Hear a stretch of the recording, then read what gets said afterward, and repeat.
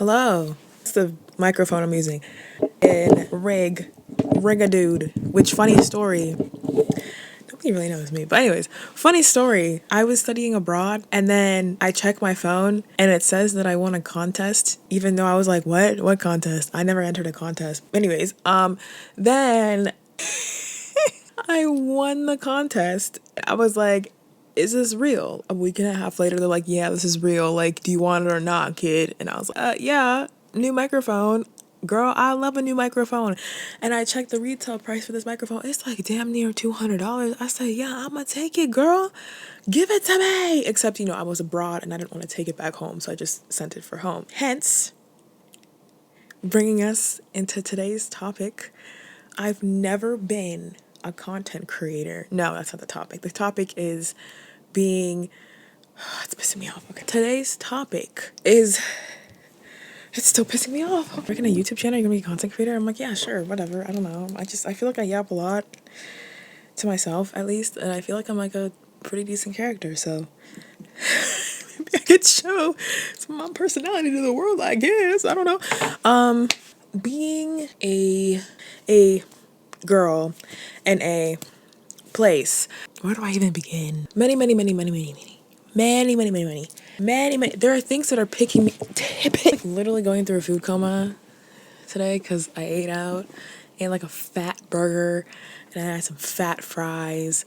I was like, this is so yummy and tasty. Where was I at? Oh, many moons ago. In like, I want to say 11 years ago. Whoa. 11 years ago. I was looking at myself in the mirror and I was like, whew, I don't look too great. I definitely had, I guess, self-esteem issues because one thing about me, I used to be a soccer player. I used to play competitively. This is still pissing me off, but we're going to ignore it for right now. But I used to be a really competitive soccer player. I used to be traveling, like I'd go to like, different states. And in these soccer teams, right, I was mainly the only black girl because, in soccer, especially when you're living in a very, very state, they don't exist. There's like nobody there. You have to go to the city. And I live in like the suburban area. So, anywho, yeah, many years ago, I was looking at myself in the mirror. I could do so much better. Like with my clothes, my looks. I was just like kind of self-critiquing every part of my body. And I was just so like mad that I like kind of turned out the way that I was. This like flash memory, and I don't know why, but I remember it to this day. This flash memory that I have, it's like I'm a black girl, right? But I'm a black girl with dyed hair and a Lululemon headband. Those Lululemon headbands that were hella popular, and the Lululemon like leggings and the Uggs and the pink sweatshirt, like whatever was in trend for like a tween, like a prepubescent, that's what I had. Because, when you're exposed to like these people who have like everything that you ever wanted, it's kind of hard to not be jealous, you know what I mean? Especially when you're a teenager and like emotions hit like everywhere all at once. So needless to say, I kind of freaked out. I remember I kind of took a step back and I was like, whoa, who am I turning into? And then, I went to bed. Now, why do I say that? Why do I say that as a whole? I say that to say, no matter how preached it was to be kind of proud of yourself, proud of your heritage, proud of your roots, and that's not to say that I'm not, right?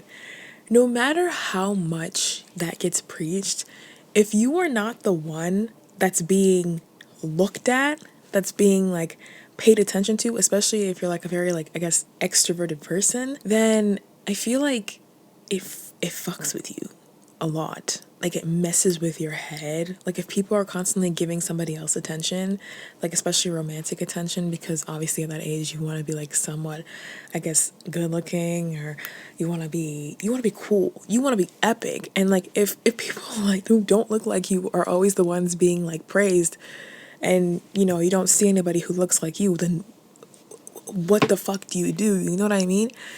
I think the effects are still there. And this is all me talking about it in a public school. Like, I'm not talking about private schools. I don't know what the private school, thing is like. I went to public school all my life, with the exception of preschool, which I don't even remember myself. But yeah, elementary school, I was like one of two black girls. And then I went to another one, but I don't even remember that either because I was really young. And then middle school, I went to two different middle schools. Again, not much. High school, there was discrimination. They had a term for the kids who look like me. And I know my friends also used to say it, which looking back, I'm like, low-key, that was kind of low-key like segregation and a little bit microaggressive. I don't know if it's, I think it just depends on the text, but also I disassociate a lot. So I'm like, I don't get affected as much because I'm just like in my own head. You have all that. And then I went to college, still really white because I'm going to my state school. But this time I make an effort to actually make friends with the people who look like me. And because of it, I feel more seen and alive and heard and, all that different stuff. But regardless, it just kind of sucks when you kind of know and I've been here for so long. But it's just really, sad to know that you're not the one that people look at all the time. Like if you aren't looked at for your looks, you're looked at for your personality. So you have to really make sure you come up with something, and gravitate towards people. I don't know, but moving forward, I think the main thing I wanted to say, some of these girls I used to look at, right? Especially in my soccer era. I remember there's this one girl I used to look at all the time, and she was like the definition of like the perfect white girl, like blonde, blue-eyed, whatever. And I remember looking like she's in the top team. She got it all. She got like a rich family. I know she has a rich family because I checked where she went to high school, and that high school is in one of the top richest, cities in my state. And I was like, oh yeah, no, she got money. She got money. But yeah, like I guess from picture perfect, it seems like she has it all. But I was looking at her and her Instagram pictures, and I said, this girl, she has abs. She has abs. She has a full ass 6-pack abs at the age of 12. 12. 12.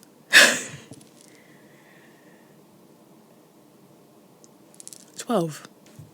I'm just so shocked.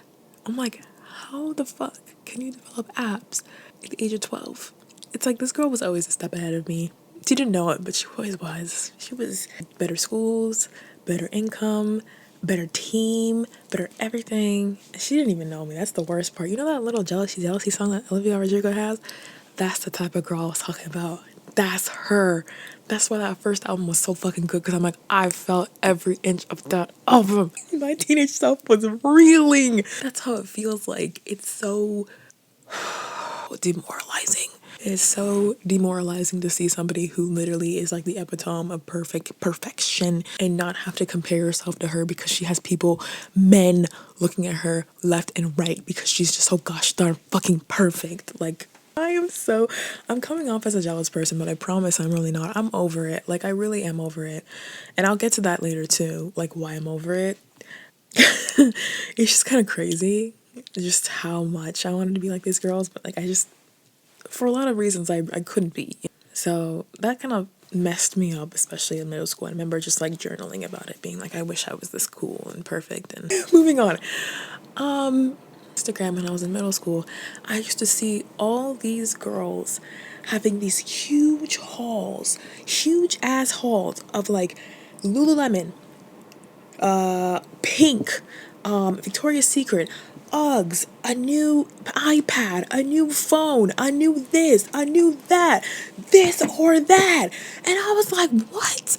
Mind you, that year I got a whole ass, what's that called? Drawer. I got a drawer. That's it. And I used the drawer because I looked back, but like still, I was like, damn, this is not fun. This is not fun. So this is me being a little bit materialistic. I admit I was a little bit materialistic. But a girl wants to have nice things. Is that such a bad thing? I want nice things. I want to be able to buy nice things for myself. So it was the socioeconomic status. That's another thing that really came into light. And I think for a while thought that, it was no excuses, no BS. Everybody starts at the same starting line. But, once I think I grew older and I started to understand all like the, systemic things that are happening between socioeconomics and, what my parents are doing and what my other friends are doing and what privileges they had when they were growing up, I realized not everybody starts at the same place. Not everyone starts at the same place. Some people will start ahead of you, and some people will start behind you. I wasn't paying attention to the people behind me. There are people who are struggling, and I did hear their stories, but I'm not worrying about them because I'm trying to worry about getting better instead of being grateful for what I have now. And so, one of the biggest things I'm learning, especially at my big ass age, is that I'm kind of grateful for the way I am and the person I am, because how are these things I was able to do? Mind you, I've been able to go back to my parents' home country multiple times. I've gone to the beaches too, instead of going to Florida and the Cayman Islands and Mexico. Okay, I've been able to travel around. I've been able to try different cuisines. I've been exposed to different things in my life that I'm still grateful for myself. But when you're just, I guess, exposed to the same thing over and over again with the same amount of people, it's like, why don't you fit in? Fit in, ho. I don't know how else to explain it. Like, why don't you fit in? Fit in. But now, at my age, and this is the biggest thing, at my age, some of these girls are getting married. Some of these girls are getting married. Some of these girls are getting engaged. I recently just saw one of these girls that I knew in middle and high school. She is married. I mean, they have jobs, really good jobs, but they're married. I saw another friend of mine, close friend of mine, who's gotten engaged. There's lots and lots of girlfriends and boyfriends. I don't have any of those. I'm chilling. I'm honestly fine without them right now. They all kind of have their life together. And like, that's okay, I've always felt a little bit different. I've always felt out of place.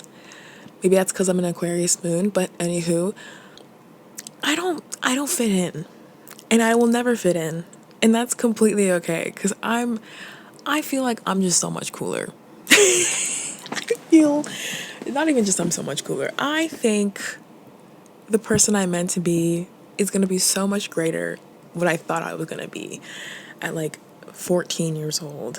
And, 14-year-old me didn't have a lot of great self-esteem. I masked it really well, and I learned to assimilate at a very young age, which is why I don't feel like I was outcasted. But internally, I still felt outcasted no matter what, because I always felt like in my friends' heads, I was always like the other. And the only time they would pair me with somebody is if they were black. Don't know why, but I noticed a trend. So if they were black, that was crazy to say, but it's kind of true. And I don't have anything against that. I'm like, why? Why? I feel like there should be a better takeaway, but I don't know if there is. It's just don't. Like, you're not these people. And you're going to realize that you have so many different goals, so many different things that aren't. You're going to have so many different life goals that aren't the same as a lot of these people that you meet in your life. And you're going to survive, If, I don't know. I know there's some girls out there who like to bully, who like to be like, I'm not putting that in. Just scare them off. Because they don't deserve to intimidate you. They don't deserve to be around you. They don't even deserve to be around your existence. You are God. Be God. No, don't be God. Be God's right hand. I thought I ate with that. It's rough growing up in a place where people don't look like you. and you don't understand their lingo. Because the thing is, you got to get comfortable with it now, because even in the workplace, some of these people, you don't understand what they're doing and you're going to get lost and confused. And you have to deal with that. I'm like, brother, But you get used to it, you know? Also, meritocracy is not a thing. So no matter how hard you try, just know it's not about what you know, it's about who you know. And I learned that pretty darn fast. That's it. I don't know. I think that's all I had. I think I'll end it there. Okay.